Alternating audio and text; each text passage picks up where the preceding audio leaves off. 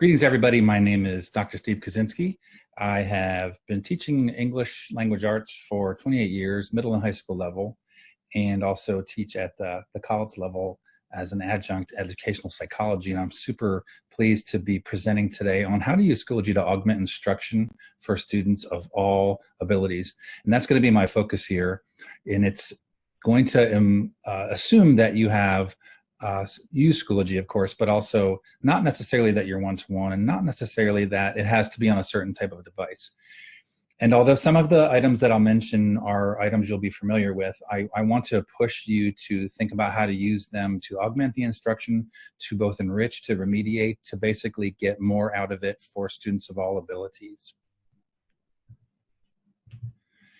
And I want to just mention, I've been walking the walk and talking the talk for quite a while, and I love to do that. I love to stretch myself and do new things, and I think that's what it takes to get the most out of something like Schoology. I think that almost everybody is aware of the tools and the techniques, so sometimes it's not easy. Sometimes it is something that makes you question yourself a little bit, and I want to point out that I've embraced that. It excites me at my old age, and being on the back nine of my career, and it can be a little scary, and I hope that's exhilarating for you to try some of these items. Couple of premises it's real important to start off with, because everything I'm going to say is framed around this. We have students in our buildings who receive a lot of mixed messages. This is a picture of a bulletin board that was in our school for quite a while, and I thought to myself, the students walk by every day and they see this and they say, okay, we're supposed to stand out, and then and oftentimes they're sitting in rows and they're just kind of taking notes, perhaps, and there's a place for that, of course. But I guess one of the things that you want to watch out for when you're looking at the tools of Schoology is that you're not just having students do the same old thing, it's just going to a different place. I won't get into SAMR today. I'm guessing you're familiar with the SAMR concept when it comes to technology. The S for substitution, where you're just doing one thing and then you're doing it a different way with technology. Certainly thinking about the A of augmentation today. So again, in terms of using Schoology as an LMS and as a platform and as a tool, I want to caution everybody on what I'm getting at today has to do with really getting out of the routine of just a place to put things, and that's even if you're using all of the resources. Something else is also worth mentioning. This tweet, I think, that was very controversial, and Marzano is certainly someone I follow. But this tweet has to do with if you're a good teacher, then there'll be no problems in your classroom, and the students will learn. And in the absence of that you must be doing something wrong. And you get that sort of imposter syndrome of, I don't belong here. What am I doing that's wrong? So keep that also in mind as I present today, that not everything's a perfect solution. I'm not offering it as such, but I do think that as you look at how you're doing anything in the classroom, and this isn't just for English language arts, there are math applications, there are social studies, science, phys ed, I mean, quite everything under the sun. So do keep in mind that there isn't one magic trick for any of this, and anyone who says so is wrong. I'm just going to say it, they're wrong. All right, so again, you're waiting for the presentation to start, but it really has. You can't do these things with students without setting the tone for how you want learning and engagement to go in your classroom. And so if it is grade heavy right now, and this may be because of your school district, your team, it may be your philosophy. But if it's all about points and grades and when are we finished, think about how we respond to these questions. And I hope that you have the ability to create the tone, the sandbox, if you will, that your students are playing in. Because if you do, it does take discipline to change the way you talk to students. I mean, we can't get into the philosophy right now. There's all kinds of, email me, there's so many articles to read about how students are reflecting the tone of how we run our classrooms. But in the quarantine that we recently endured and that you might be enduring right now, it was very clear that if students weren't motivated by something other than points and grades, perhaps you were pass fail, pass incomplete, all kinds of options there. You couldn't just pull them aside and say, hey, how can I help you? That, you were trying to get them through email or remind texting or something, and it was very easy for them to just sort of, I don't hear anything. or something was going on. It's hard to say, but the point is, if it was all about grades and points and rewards and punishments, that was a very tough spring. And I think that with adolescents specifically, they are a product of what they are going to see every day. So I want to just ask you to keep that in mind as we talk today a little bit about what's the motivation for them doing this other than it's worth points and grades, because oftentimes that leads to the minimum. That's very task oriented. It's not mastery orientation. And then I challenge you to be consistent with this. It's not just one neat project that you do, and then you use all of the tools of Schoology to augment, to enrich, to remediate, and then you go back to something different using Schoology. How to talk to the students about the process versus being done. Is it their best work? Are they learning? Are they just getting grades? Are they enjoying it? You know, choice and voice is so important, and Schoology allows you to do so much of that. And so again, another framework here to keep in mind, another premise, is that the tool of Schoology is really just that. And it's probably, as I discuss some of the options I'm referring to here, is going to be important that you kind of examine how consistently you address guidelines, expectations, assessments, and all of those things. I know this seems unrelated. I hope not completely, but it really does impact the discussion forthcoming. And then I'm just going to throw this out here. If probably so much of the time you spend with students is about grades and assessment and rubrics and all of those things. And so I urge you to use some of these tools to do presentations of learning. And we'll get into some of that in a second. And just to really share them, to make them meaningful, to be able to share them in Schoology groups, or to be able to put them out to the school community. So they're authentic. They're not just grades and assessments. We try to make school meaningful every single day. And at some point, it still sometimes feels like school, but other times it can really kind of step out and be special like that. So here's kind of the angle. These crucial components, now none of this is earth-shattering. None of this is meant to be, oh my gosh, I didn't know they had those things. If that's the case, great. But my assumption is you were aware these existed, and I'm asking you to think about how to use them to your advantage. So many things you can have on your page in Schoology. And so here are going to be the items that I'll discuss in this order. And again, anything that is confusing or needs follow-up, please do so. So one of the advantages I found in Schoology groups is that you can bring in students from other classes into it. You can do things on there. You can store materials. You know, for example, you can have enrichment groups on Schoology. And, you know, it doesn't have to be awkward. It can be an enrichment group. It can be a group who's getting extra help. And you invite them to it, and then they are in it, and then it's there. And then you can have discussions with them. I like also the fact that there's not stuff that's graded on there. You know, I knew I was going to come back to that. So the reason that it expands access, it allows you to do more with more students. It's easy to set up. And here again, it's not something where you have to, in the old days, because I'm old, I get to talk about the old days, where you'd say, okay, if you need help, come over here, or this is the group that you're in, and the kids are looking around like, what group am I in? Why am I in this group? Obviously, they can still do that here, but it's something that you can push out electronically. And again, I want to emphasize that the fact that this doesn't involve grades means there's no reason for students to be interacting with it if it's not meaningful to them and to you. And so Schoology groups can be used to offer you can even have a Schoology group of one, obviously, right? But you can also combine, imagine having, say, an inclusion class with special education students, and all the work that goes into providing materials for those students, and not having to reinvent that with every class, to share that, to invite other students. Summer reading discussions.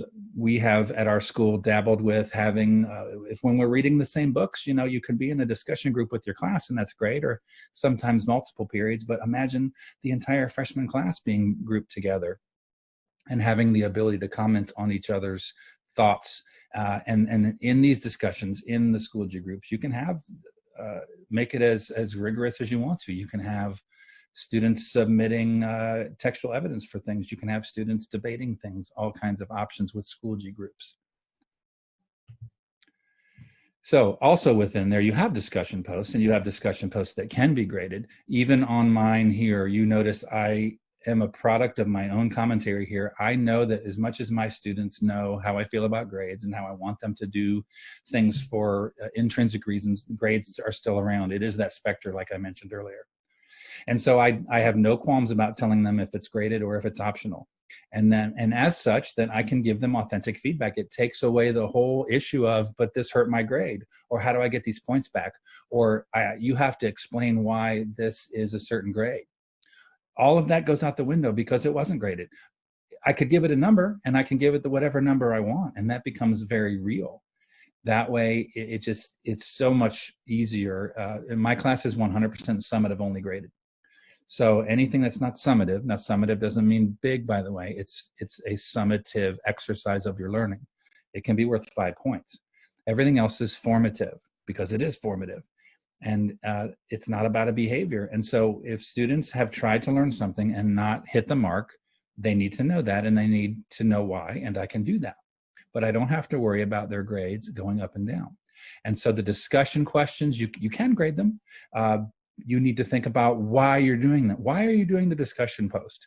Is it merely to put points in the grade book? Is it to see if they read the book? Those are behaviors, by the way.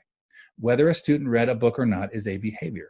And so if you're asking questions that merely show that, you can do that, but it's not showing you they're learning.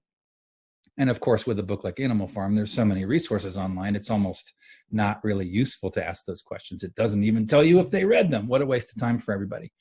And so the idea of asking questions that are a little bit deeper meaning, and of course you have to get into the etiquette of online discussions with students, but that's good because I use those in my college classes. It's likely they'll see them again. So why you do them is important, and that students know that, but also how you use them. Is it truly, are you giving feedback? Are you participating? Are you having students create things that show some deeper thinking? For example, their discussion post can be a meme that they created. We'll get into app smashing a little later, but they don't have to just type into the box. Because of the tools of Schoology, they can contribute anything they want to. If you have screencasting software, Screencastify, Screencast-O-Matic, they could conceivably have a video discussion. So lots with discussion posts, but you'll hear that sort of refrain of why and how are you using this come back again. I'm fairly new to Schoology conferences, and so our district jumped into these when we went remote. But I do know that they are useful in terms of a live audience, right? And so similar to Zoom, which I'm using now, similar to Google Meet, but embedded within Schoology itself. And here again, some considerations are confidentiality of students, whether they want to be on the screen, and whether you allow them to be just audio only or just present, whether you're requiring it, technology. This one's one that you have to tread a little more lightly on.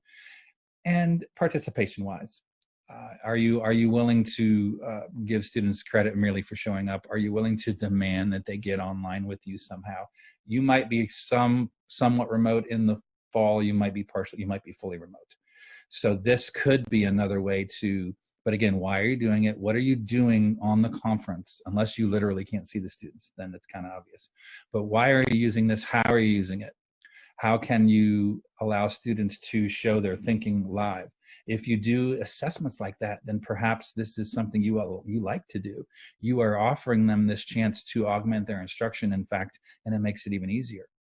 Obviously, not confidentiality, but in terms of security, obviously, I would strongly recommend that you record these if they're not automatically recorded on your settings, as well as not have one-on-one conferences. You may even feel like you don't want to have a conference without having an adult there, another adult. But again, those are just some considerations if you're new to this concept. I have to say my students at the high school level were not, as my wife teaches elementary music, and her students were so thrilled to see her all the time. And they really needed that connection, and she did so many neat things with them. And my students mostly would hop on and just say hello or ask a question. They didn't have that sort of real need to connect with an adult like you would in the elementary, or maybe they just don't like me, I don't know. But more importantly is this may seem clunky if you use it, or it may seem like the kids just don't like it, they don't want to do it. If you use Flipgrid, for example, another app, but if you use Flipgrid, that gets old, like everything gets old if you overuse it. So just a consideration there.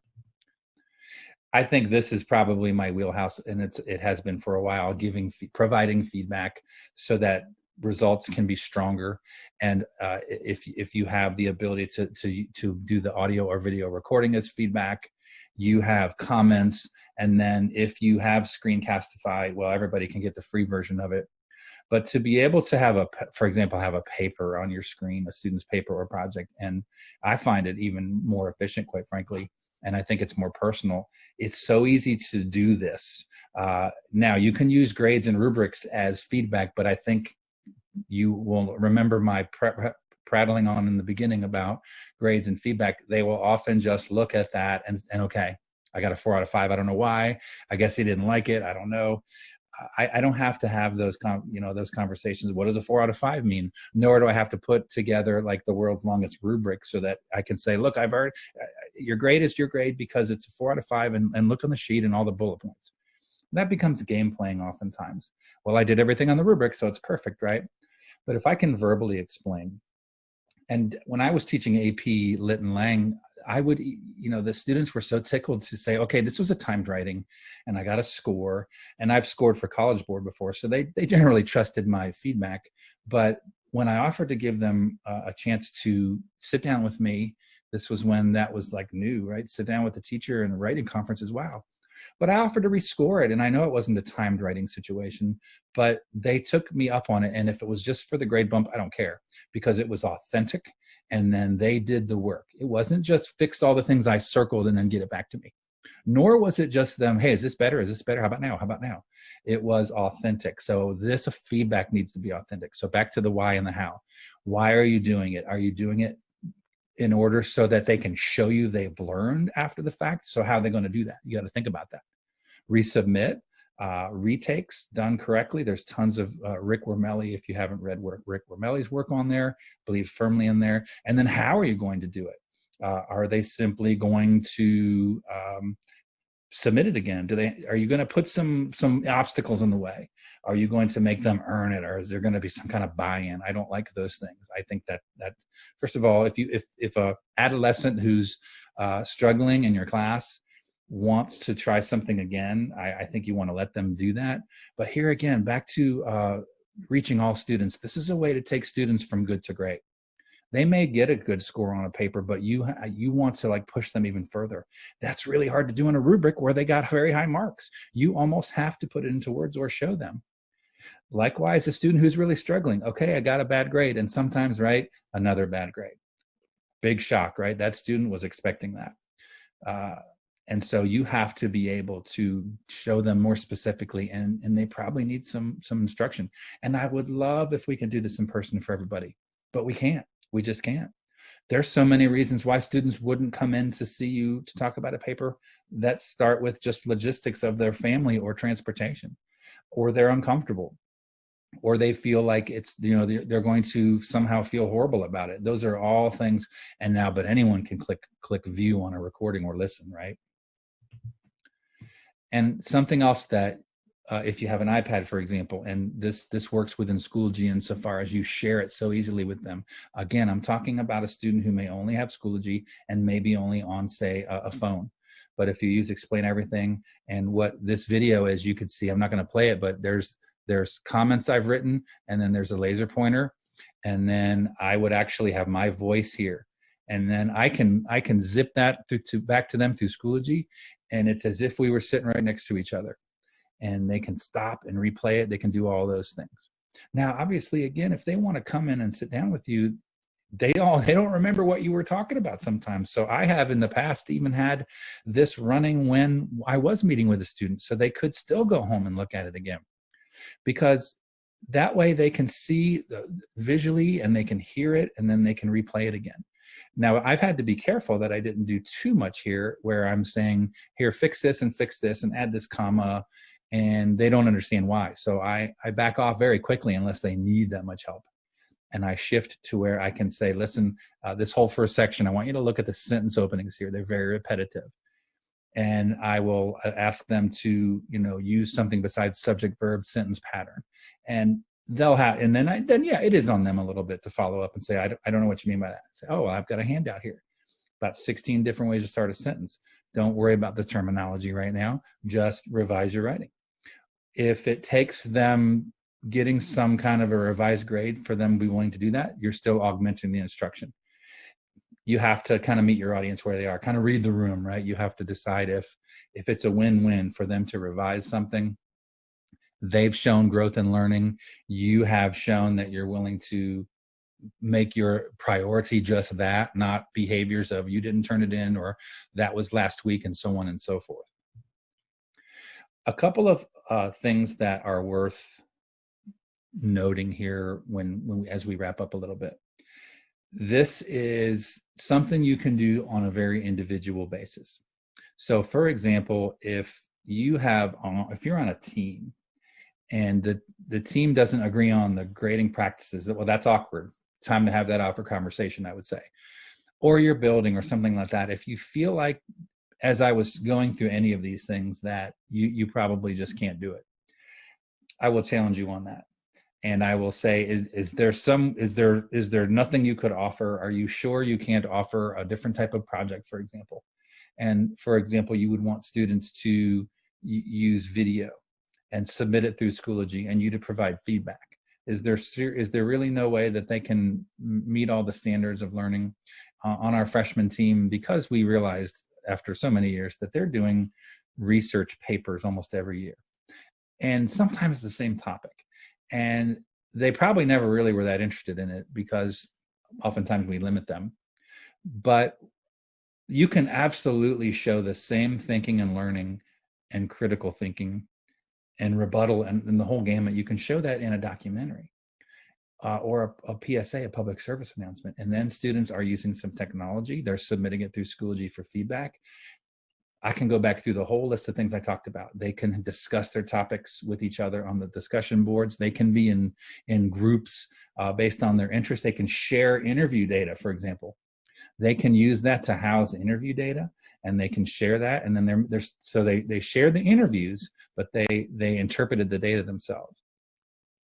They can be submitting drafts to you for feedback, and you can get feedback on video though. But I do want to acknowledge that as you get into the grading and revisions and retakes, that is perhaps something that you won't all agree on. And in that case, I do acknowledge that can be difficult.